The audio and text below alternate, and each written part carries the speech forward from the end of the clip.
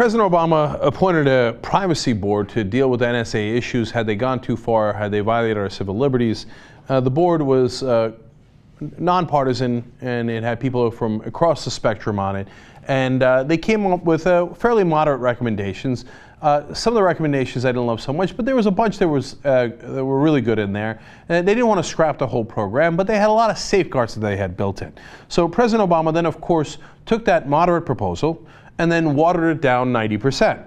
So that by then, in his mind, he's like, well, I split the difference, right? The intelligence community didn't want us to do anything about the NSA abuses, and these guys said go halfway, so then I went halfway, and then another halfway, and then, hey, look at that 5% change as usual, right?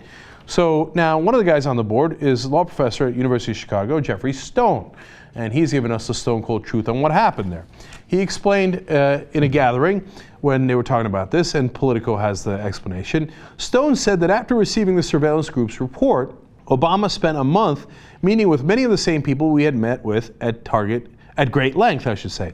Members of the intelligence community, members of the intelligence committees from Congress, largely on one side of the picture.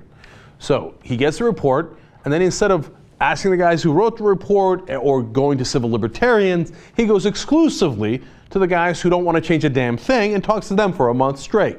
And then Stone explains, and this is a direct quote, and instead of our report being truly understood as a middle ground, based upon taking into account all of those perspectives on both sides of the spectrum, I think the White House got moved by thinking of our report as a liberal report. And then, of course, they watered it down to the point where some of the good suggestions, like the national security letters, which are a clear abuse of the Fourth Amendment, where the FBI doesn't check with a judge at all, writes a letter themselves and says, now give me all your records. It's been the most clear violation of the Fourth Amendment. It's been around since the Patriot Act. It's an unbelievable abuse of our Constitution. The president, of course, is keeping it, right? And he says, oh, all that spying we're doing on all 300 million Americans, we're going to continue doing it, but we're going to temporarily store the records with the private telephone companies and then get them whenever we want. Wow, change we can believe it. But why does he do that? Well, the intelligence community said to do it, and they told me these guys are liberal. Wait, aren't you supposed to be liberal? Isn't that funny?